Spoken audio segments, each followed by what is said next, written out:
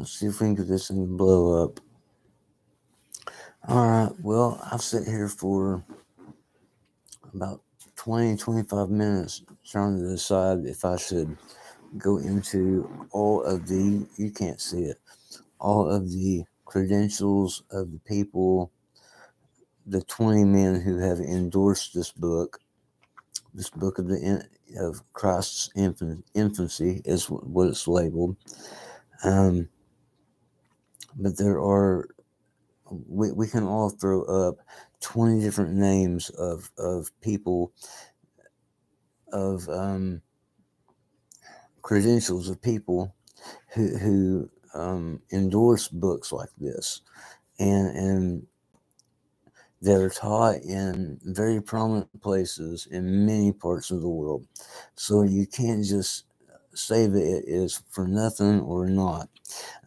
So I'm not going to go through all of that. I'm not going to go through all these names. I'm not going to go through all these dates. I will say that this was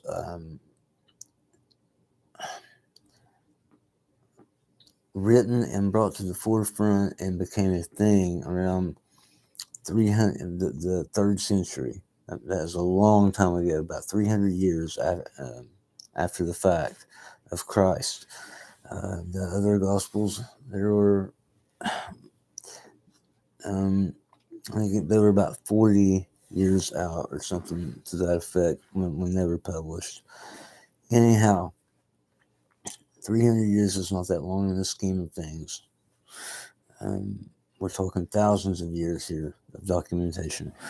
So, um, without further ado, man, I'm going to go ahead and begin this. I've been looking forward to this book, and then all of a sudden I've went through all these things and credentials and trying to justify reading it, and I was excited about getting to it, and that excitement has uh, toned down some because there is going to be some um,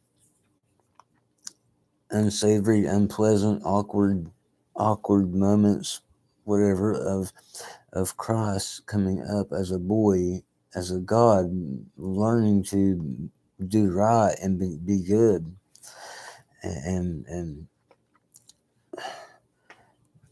just because something is the right thing to do doesn't mean that it has to be done right then.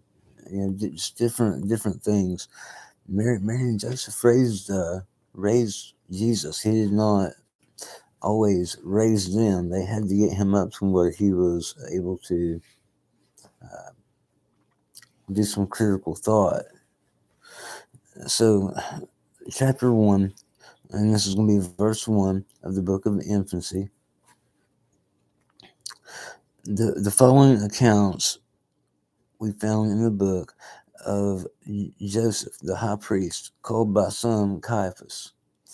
Caiaphas was, again, the high priest. I'm not sure if it was the same one, and Annas and Caiaphas that Christ was arguing with uh, during the moment of his crucifixion or not. I don't know. I did not dig into that yet. I will. So thanks for reading with me. Verse 2,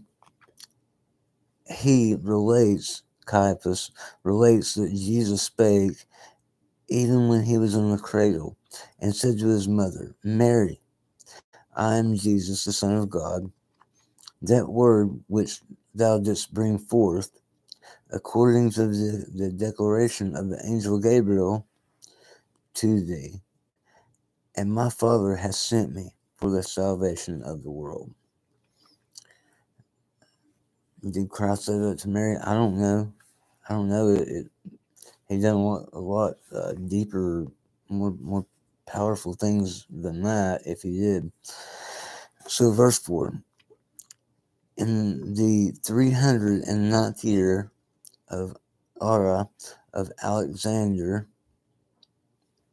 Augustus published a decree that all persons should go to be taxed in their own country. So everybody had to go back to their own country to be taxed. The whole world became taxed at that moment.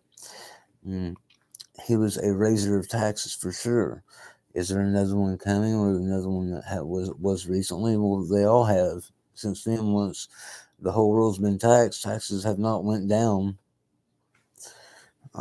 Anyhow, um, that's men and their politics. So yes, Caesar Augustus published a decree that all the world should be taxed. So Mary and Jesus and Joseph, and they were all on this journey back. It got them out of a hot spot in um, Nazareth, I think it was, where Christ was conceived, and yeah, I don't know. I'm afraid to say too much about that. Don't want to get my story confused. Okay, so they all went back to their own country to be taxed. Joseph therefore arose, and with Mary his spouse, he went to Jerusalem, and then came to Bethlehem, that he and his family might be taxed in the city of his fathers. And this is the way it always goes. I mean, you go home and you live down, you pay taxes, but what it is like there's federal taxes, there's state taxes. Well, this was just a federal tax. It sounds to me like for everyone to leave the state they were in and go, it was a big deal. That's why I'm emphasizing that. When Caesar Augustus put out this decree that all the world should be taxed, it changed we began to go into a one world situation. That was the really beginning of it. It's come a long ways since then. So, and when they came by tax and city of their fathers. Verse 6, and when they came by the cave, Mary confessed to Joseph that her time of bringing forth was come, and she could not go on into the city, and said, let us go into the cave. She was having this baby right then. And anyone who's been through that knows that it's not something you say, well, can you just wait? Man, if you want to believe that they made it to a town and went to an inn, and there was no room in the town for them at that time because everybody was going home to be taxed, so everything would be full, then that's okay. That makes sense to it, but it is non-essential. It does not really matter that much what you believe on that. What matters is what this child being born is going to do. And he's already said over here, Caiaphas said that he told his mom who he was and what he was here for. He's the salvation of the creation. So Mary went into a cave, and verse 7, at that time the sun was very near going down, but Joseph had hastened away, that he might fetch her a midwife. And when he saw an old Hebrew woman who was of Jerusalem, he said to her, pray, come hither, good woman, and go into that cave, and you will there see a woman just ready to bring forth. And it was after sunset when the old woman and Joseph with her reached the cave, and they both went into it. I think I'm going to stop here. I don't usually do that in this book, but I'm going to, because of the beginning spiel of why this is relevant, why I'm teaching it, why I'm reading it. There's a lot of people that makes real unhappy. I'm going to stop at verse 9 of it. I'm saying that out loud as a reference for myself as well as you. I'm betting that you don't have this book. I'm betting that you don't have it. I saw it and I picked it up. It was really cool to me. It was a completely different time in my life. It means more now than what it did, but I knew it was something I wanted to snatch up and hang on to. 10 minutes in, Christ knows all of our needs. Everyone has requests and spoken and unspoken. God hears you, and keep reading, keep coming back. That's what I do.